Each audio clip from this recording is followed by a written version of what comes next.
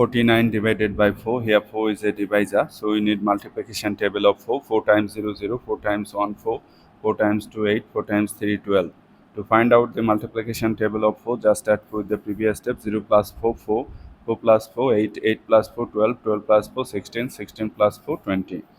4 goes into this 4. How many times? 1 times. 1 times 4. 4. Subtract 0. Bring down this digit. 0, 9 means 9. 4 goes into 9. How many times?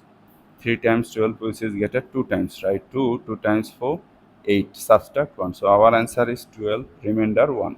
If you want to write your answer in decimal form, then take a decimal, add number of zeros. Bring down the first 0.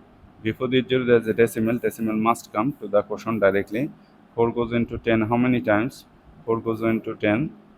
3 times 12, so 2 times. 2 times 4, 8. Subtract 2. Bring down this 0.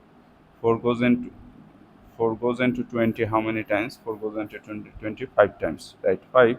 5 times 4, 20. Subtract 0. So our answer is 12.25.